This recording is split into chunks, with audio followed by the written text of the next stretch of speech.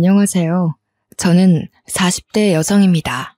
어떤 식으로 이야기를 시작할까 고민하다가 이렇게 주절주절 사연을 한번 올려봅니다. 저는 어릴 때 저희 집이 세상에서 가장 화목하고 단단한 가정인 줄 알았습니다. 그 누구보다 든든하고 오죽한 아버지와 자상한 어머니가 저희 유년 시절을 정말 행복하게 만들어 주셨었거든요. 우리 부모님은 사업으로 맺어진 혼인 관계였습니다. 아버지의 사업은 성장하고 있었고 어머니의 외가는 돈이 많았습니다. 두 집안이 결탁하여 아버지의 회사는 날이 갈수록 승승장구하며 안정적이고 거대한 기업이 되었습니다. 우리 어머니는 전업주부로 항상 아버지의 뒤를 내조하며 자리를 지켜내고 계셨습니다. 저희 외할아버지만 해도 사업적으로 머리가 뛰어나신 분이었기에 밑 빠진 독에 절대로 물을 붓는 분은 아니셨어요. 그래서인지 항상 아버지의 성장하는 사업을 보며 투자를 이어가셨습니다.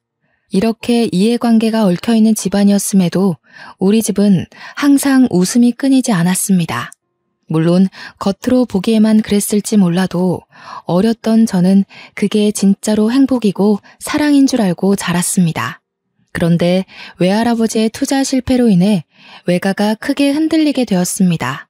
외가에서는 당연히 아버지에게 도움을 요청했고 아버지께서도 당연히 외가를 도와주실 줄 알았죠. 그때 저는 인간의 추악함을 알게 되었습니다. 제 나이 고작 14살 중학생일 때였어요. 아버지는 기울어진 외가를 돕지 않았고 오히려 뻔뻔하게 어머니에게 이혼을 요구했습니다.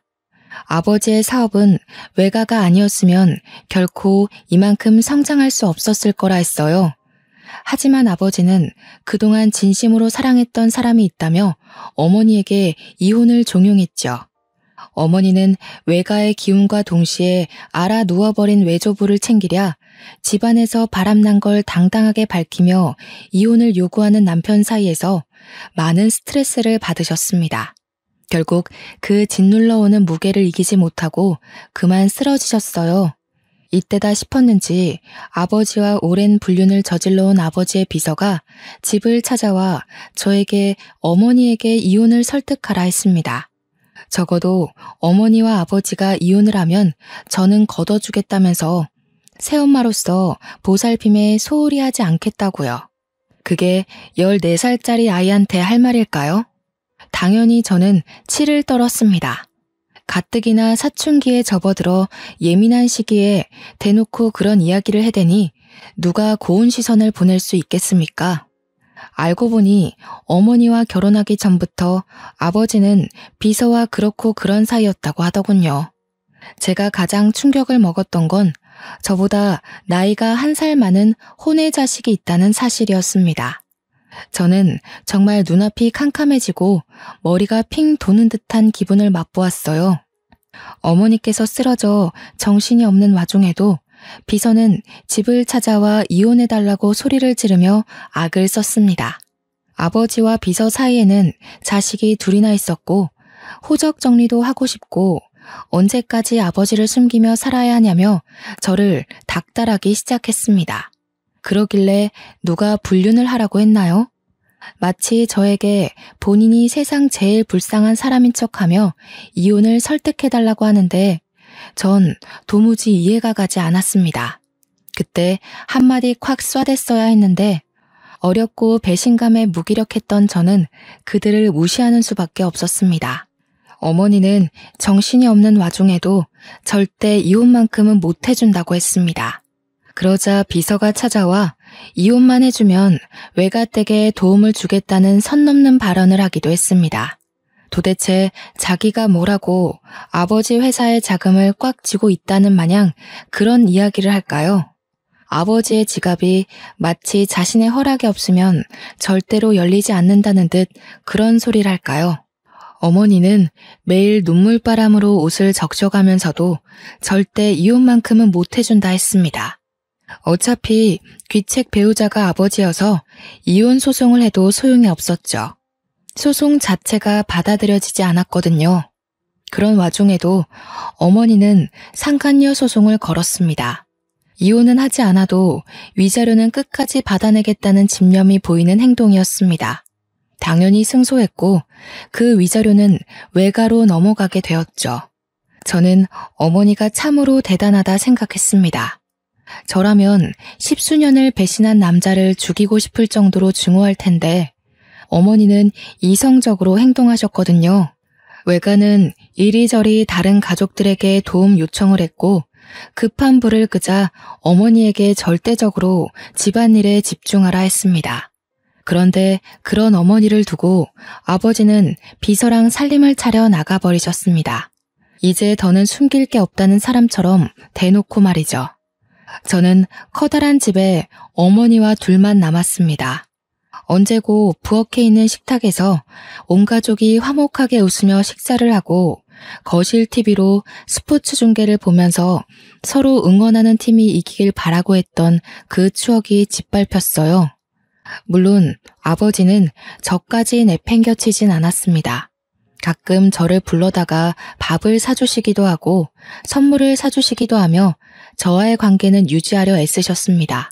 하지만 어머니에 대한 이야기는 꺼내지도 않으시고 신경도 쓰지 않았기에 저는 그런 아버지를 원망했고 늘 복수심을 불태웠습니다. 그렇게 혼인 관계만 유지한 별거 생활이 아주 오랜 시간 이어졌습니다. 제가 대학에 입학했을 때도 저에게 대학 등록금을 주시면서 슬쩍 운을 떼셨죠. 이제 너도 성인이니 슬슬 부모의 도움이 필요치 않은 나이 아니니?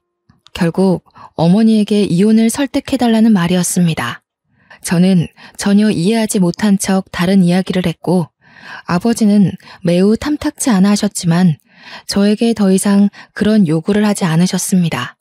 다만 저에게 주신 등록금이 아까웠는지 주절주절 대학 생활을 잘해야 된다, 성적을 유지하라면서 잔소리를 하셨습니다. 그 잔소리를 듣는 내내 저는 다음엔 등록금을 받지 말아야겠다고 생각할 정도였어요. 그렇게 한참을 혼자 떠드시다 바쁜 일이 있다며 카페 밖으로 나가신 아버지의 뒷모습을 빤히 보고 있는데 혼외자식과 비서가 와서 아버지 양팔에 팔짱을 끼고 사라지더군요. 얼마나 어이가 없었는지 모릅니다. 솔직히 속으로는 초라한 마음까지 들더라고요. 내 아빠인데, 내 부모인데 저 혼외자식들은 하하호호 웃으면서 행복하게 지내는구나. 그런 못된 생각 있잖아요. 저는 그들을 잊으려고 애썼습니다. 어머니께서도 저에게 몇 번이고 말씀하셨죠. 제가 잘 되어서 그들에게 복수를 해야 된다고 하셨어요. 어머니의 복수에 이용될 마음은 없었지만 적어도 제 안에 끓어오르는 배신감만큼은 꼭 맛보게 해주고 싶었습니다. 그렇게 불같은 대학 생활을 잘 끝내고 졸업을 한 뒤 저는 무조건 대기업에 입사를 한다는 생각으로 취업 준비를 했습니다. 취업 준비를 하는 내내 정말 많은 자격증 시험을 보고 준비하고 대학 입시보다 훨씬 더 치열하게 준비한 것 같습니다. 저는 소원하던 대로 대기업에 입사를 했고 신입이라는 타이틀을 달고 이리저리 발로 뛰며 선배들의 예쁨을 받아가며 일을 열심히 했어요. 하루라도 빨리 승진하고 싶은 마음에 일거리를 기웃거리며 나서서 일을 하기도 했죠. 차라리 바쁜 것이 행복했습니다. 저의 열정을 알아본 것인지 회사 사수가 저에게 소개팅 자리를 주선해주겠다고 하더군요. 적어도 주말에는 데이트도 하고 해야 하는 것 아니겠냐며 이제 남자친구 만날 정도로 안정적이지 않냐고 했습니다. 솔직히 저는 몇 번이고 거절을 했어요. 나이가 적은 것도 아니었고 남자를 만나게 되면 미래의 일까지 생각해야 하는데 허울만 좋은 가족이지 속은 시꺼멓게 썩어 있었잖아요. 어디 말하기 부끄러울 정도로요. 그래서 싫다고 했습니다. 하지만 저희 사수님은 포기하지 않았어요. 저에게 그래도 나름 중견기업에 다니고 있는 남자고 최연소 임원 타이틀까지 노리고 있는 일 잘하는 사람이라고 남자로 보지 말고 그럼 친구로라도 한번 만나보는 게 어떻겠냐고 하셨습니다. 저는 그 말에 조금 혹했어요. 일에 깐깐한 사수가 일 잘하는 사람이라고 칭찬을 할 정도면 배울 게 많을 거라는 생각도 당연히 들었고요. 저는 그럼 친구로서 만나보고 싶다고 이야기를 전했고 사수는 잘 생각했다며 바로 나를 잡았습니다. 그런데 그 소개팅남이 우리 아버지 회사에 다니는 사람이었던 거예요. 저는 처음부터 벽을 세우고 그 사람을 대하기 시작했습니다. 하지만 그 사람은 저에게 첫눈에 반했다고 했어요. 몇 번이고 끈질기게 저에게 데이트 신청을 했고 매번 매너 있는 모습으로 저를 대해주곤 했습니다. 결국 10번 치고 안 넘어가는 나무 없다고 저는 그에게 마음을 열게 되었습니다. 남자에게 그 회사가 우리 아버지 회사라고 입 밖에 꺼낸 적은 단 한 번도 없었어요. 솔직히 결혼에 대한 확신이 없는 상태에서 제 모든 걸 이야기하고 싶지 않았거든요. 하지만 대충 저희 집에 대한 사정은 알고 있었습니다. 아버지께서 바람을 펴서 지금은 같이 살고 있지 않는다는 점, 혼외 자식이 둘이나 있다는 사실 같은 것들 말이에요. 하지만 그는 저희 집안 사정에 놀라지 않고 오히려 저를 위로해 주었습니다. 그렇게 한 해, 두 해 지나고 저희는 30을 갓 넘긴 시점에 결혼을 하기로 약속을 했습니다. 우리 어머니께서는 아버지에 대한 나쁜 기억 때문에 저에게 결혼을 하지 말라고 했었어요. 하지만 남편의 성실한 모습을 몇 해 동안 지켜보시고 나서는 결혼 정년기가 지나기 전에 결혼식을 올리기를 원하셨습니다. 불륜 사건 이후 피폐해진 어머니께서 어느 정도 마음을 회복하신 것도 오롯이 남편의 지극정성 덕분이었거든요. 매 주말마다 저와 데이트할 시간도 모자란데 어머니를 모시고 근교에 바람도 쐬러 가고 산의 진미를 맛보게 해드리기도 했고요. 명절이고 생신이고 기념일이고 할 것 없이 어머니를 참 잘 챙겨주었습니다. 본인 부모님이 평생을 그리 사셨다며 처가댁에 무조건 자라는 게 목표라고 했습니다. 당신이 얼마나 힘든 가정 환경에서 자랐는지 알고 있어. 하지만 이거 하나만큼은 약속할게. 평생이 지나도 내가 바람을 피는 일은 없을 거야. 살면서 무수히 많은 시련이 닥치겠지만 그때마다 당신과 함께 일어나고 싶어. 저희는 그렇게 양손에 반지를 끼웠어요. 서로를 평생의 반려자라 생각하며 살자고 절대로 한눈 팔지 않고 서로만 바라보기로 약속을 했습니다. 그렇게 결혼 준비를 시작하니 생각보다 더 녹록치 않은 현실이 다가오더라고요.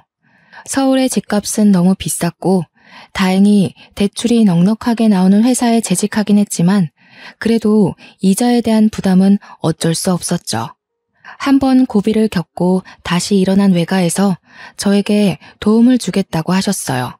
기쁜 마음으로 받으려고 했는데 순간 이름만 아버지인 사람이 괘씸하게 느껴지더라고요. 딸이 결혼하는지도 모르고 혼외 자식들을 끼고 행복하게 살고 있을 아버지요. 처음에는 아버지에게 알리지 않고 결혼을 할 생각이었습니다. 솔직히 아버지 혼자 제 결혼식장에 올 거라고 생각하지 않았기 때문이었어요. 분명 그 비서와 혼외 자식도 가족이라며 뻔뻔한 얼굴을 하고 들이밀 것 같았거든요.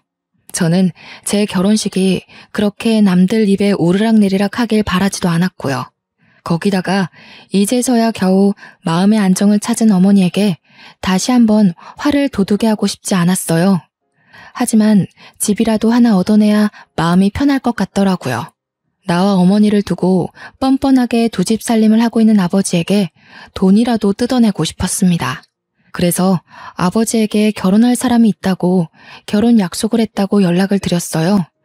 그러자 당장이라도 만나고 싶다며 약속을 잡자고 하시더라고요.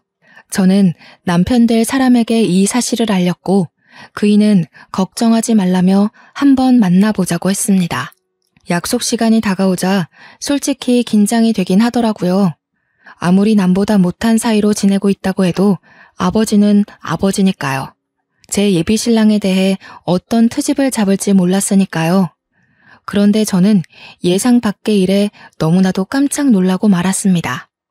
아버지만 나오는 줄 알고 긴장하고 있었는데 비서와 혼외 자식 둘 다 자리를 차지하고 있었어요. 저는 기겁을 했죠. 물론 예비 신랑도 대놓고 티는 못 냈지만 어이가 없었는지 탄식을 내뱉었습니다. 오랜만이네. 그동안 연락도 없고 어떻게 살았는지 궁금해서 나와봤어. 결혼을 한다고 하는데 새엄마도 당연히 인사를 해야지. 저에게 뻔뻔하게 새엄마라는 단어를 입에 올리는 그 여자의 주둥이를 정말 찢어버리고 싶었습니다. 저는 주먹을 꽉 쥐고 부들부들 떨었어요. 그러자 예비 신랑이 제 손을 꽉 잡아주었습니다.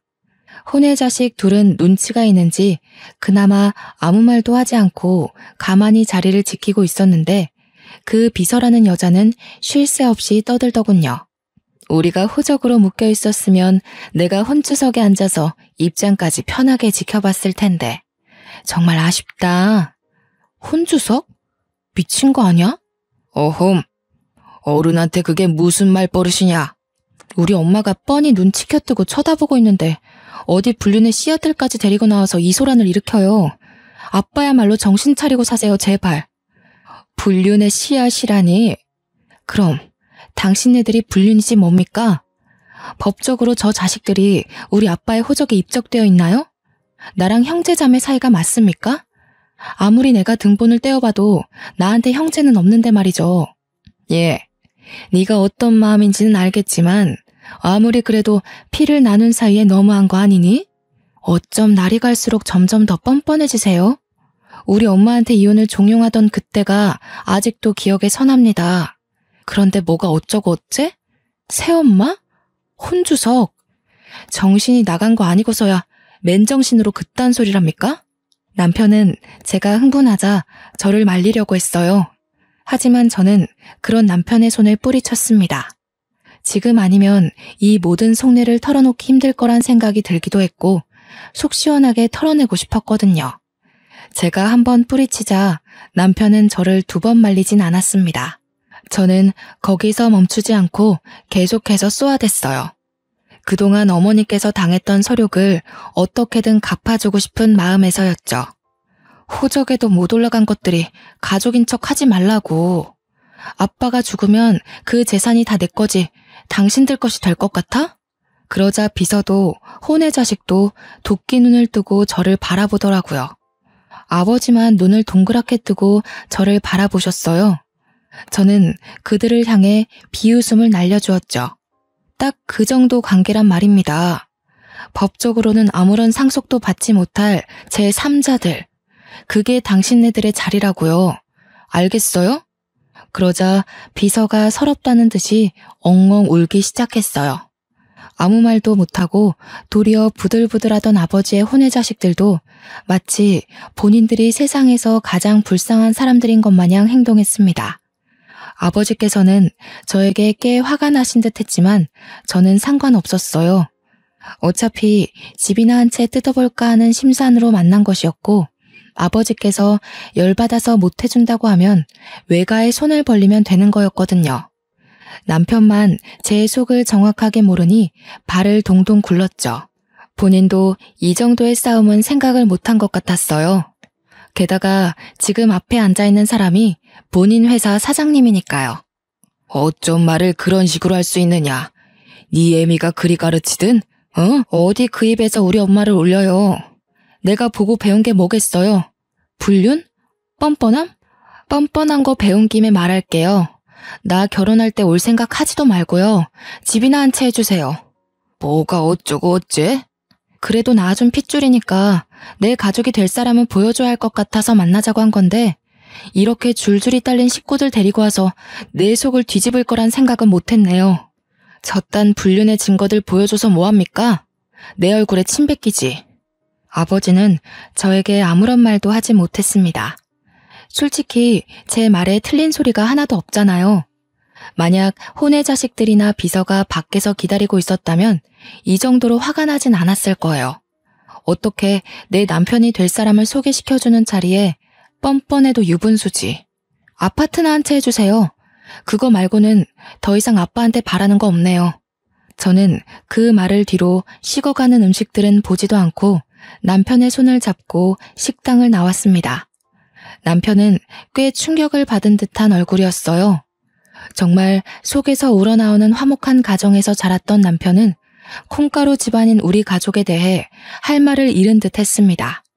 거기다가 아버지라고 나온 사람이 본인이 다니는 회사의 최고 경영자라니 얼마나 황당했겠습니까?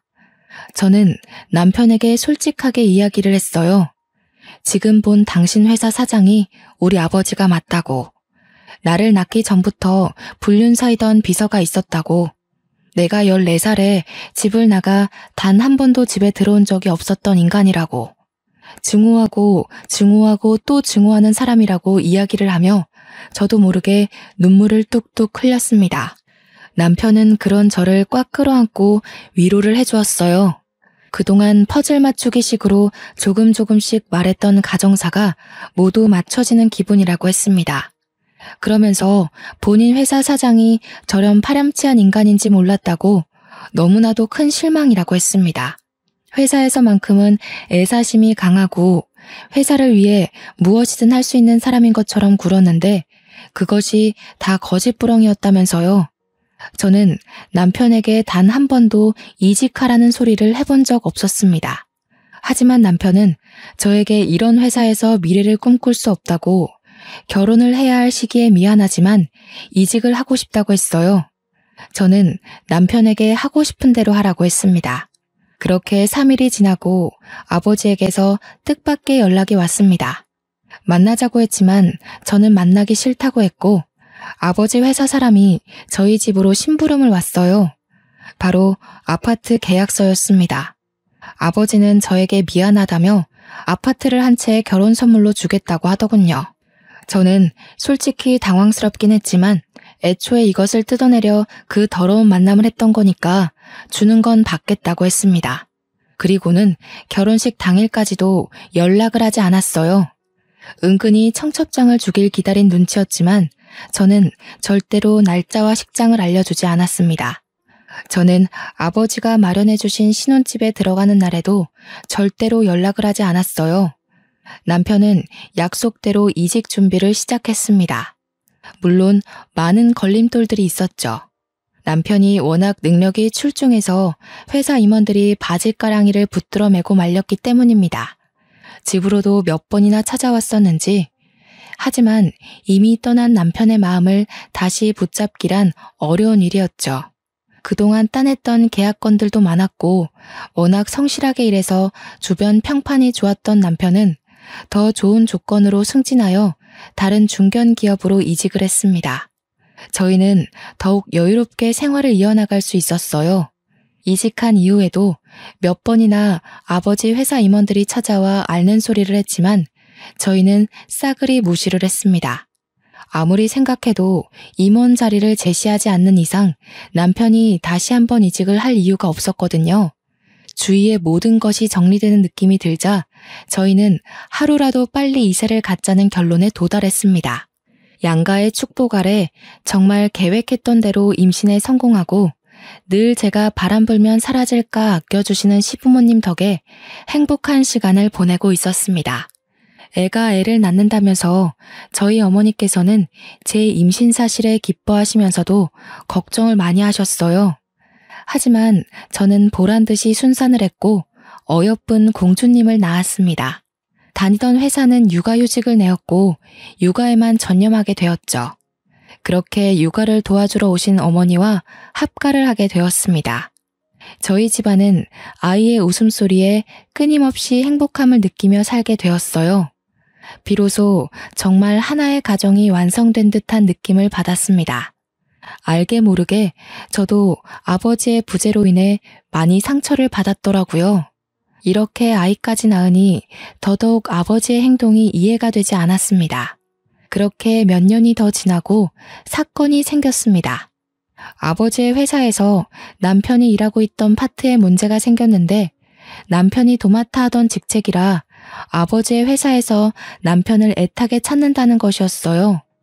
집이며 회사며 몇 번이고 찾아와 좋은 자리를 줄 테니 이직을 생각해달라고 했다고 하더라고요. 아니, 회사 운영을 어떻게 했길래 사람 하나 비웠다고 그렇게 죽는 소리를 할 수 있는 건지 이해가 되지 않았습니다. 남편은 좋은 자리라는 말에 꽂힌 듯 싶었어요. 임원 자리를 내어주겠다는 소리로 들렸거든요. 결국 회사 임원들로는 설득이 안 되겠다 여겼는지 아버지께서 어느 날 집으로 찾아오셨습니다.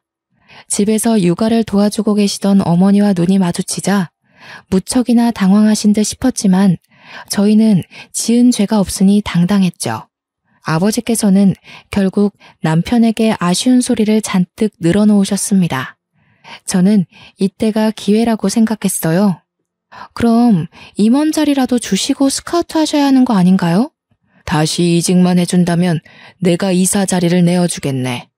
우리 회사에 꼭 필요한 사람인 걸 내가 몰라서 이러겠나.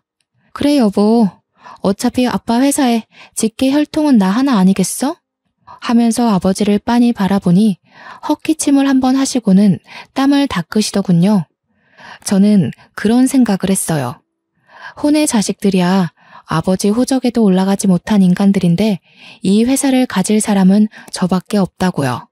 어릴 때 아버지께서 야금야금 증여해 주신 주식도 꽤 가지고 있으니 이 회사 차기 주인은 제가 되어야 한다고 생각했습니다. 아버지께서 남편에게 이사 자리를 주면 오히려 저에게 든든한 뒷배가 될 수 있을 거라 생각했고요. 저는 절대로 혼의 자식들이 아버지 회사를 탐내거나 혹은 콩고물 떨어지길 기대하지도 못하게 만들고 싶었거든요. 아버지께서는 제가 말하는 건 모두 들어주실 것처럼 행동했습니다. 남편은 고민을 좀 해보겠다고 했으나 이미 마음이 기운 듯했어요. 아무리 좋은 조건의 회사를 다니고 있다고 해도 중견기업 이사 자리가 쉬운 게 아니잖아요. 아버지가 긍정적으로 생각해 주길 바란다며 아쉬운 소리를 하시고 나가시자 어머니와 저는 남편을 설득했습니다. 우리 딸 말도 틀린 게 없네 이서방. 어차피 저 인간의 호적에 하나뿐인 자식이고 혹여라도 저 인간이 잘못되기라도 하면 그 불륜의 증거들과 싸워야 할 수도 있네. 물론 법적으로는 우리 쪽 지분이 많긴 하지만 그래도 자네가 임원 자리를 차지한다면 훨씬 수월하겠지. 내 생각도 마찬가지야. 우리가 저 회사를 꿀꺽할 수 있는 좋은 기회라고 생각해. 당신이 뒤에서 임원들 설득만 하면 내가 언제라도 아버지 뒤통수를 칠 수 있지 않겠어? 물론 아빠도 대비를 어느 정도 해두긴 하겠지만 남편은 연봉도 오르고 나이 40대에 최연소 임원 타이틀을 얻을 수 있다는 명예로운 일에 동참하지 않을 이유가 없다고 했습니다. 이직을 하겠다고 마음을 먹으니 그 뒤로는 아주 일사천리로 술술 풀렸죠. 남편은 성대한 환대를 받으며 다시 아버지의 회사 임원 자리를 차지했고 연봉도 엄청나게 올려받을 수 있었습니다.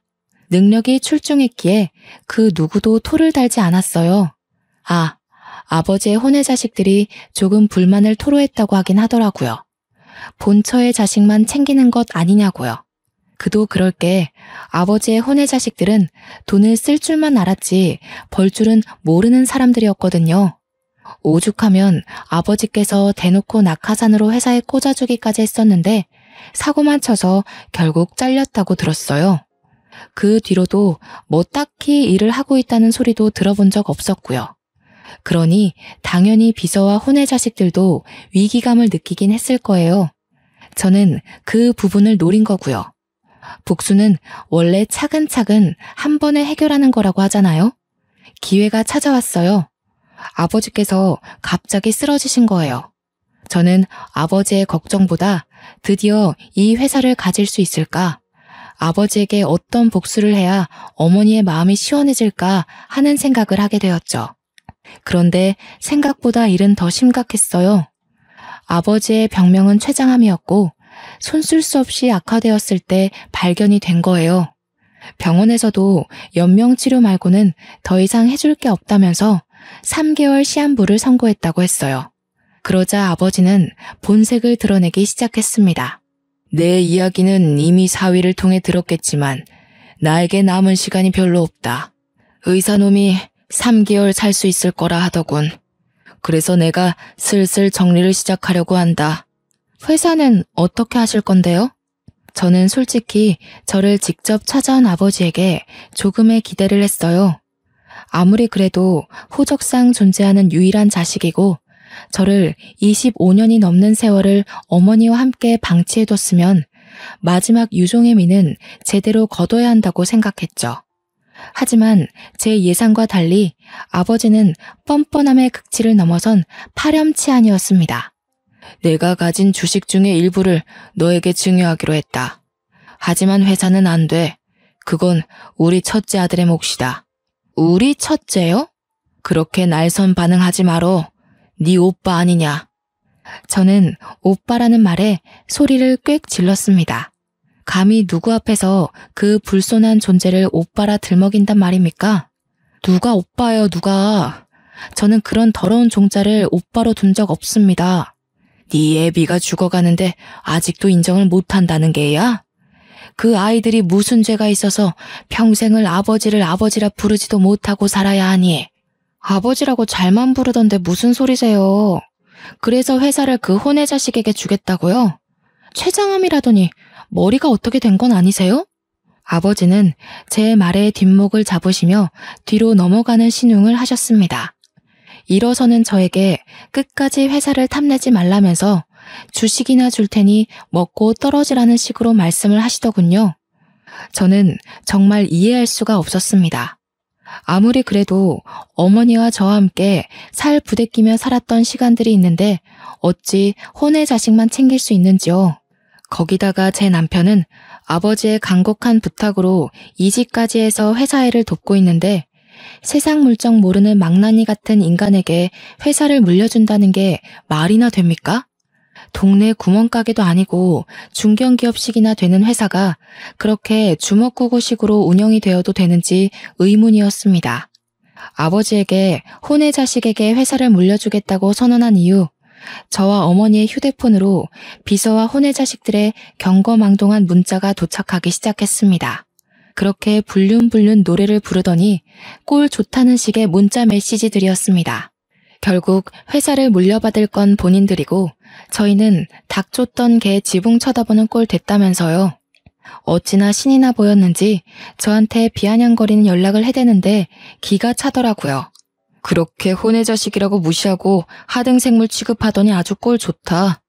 그러길래 진즉 아버지한테 잘했어야지. 우리가 회사 물려받아서 속에서 천불나겠네. 어쩌냐? 지금이라도 곱게 우리가 가족이라는 걸 인정한다면 콩고물 정도는 챙겨줄 수 있는데.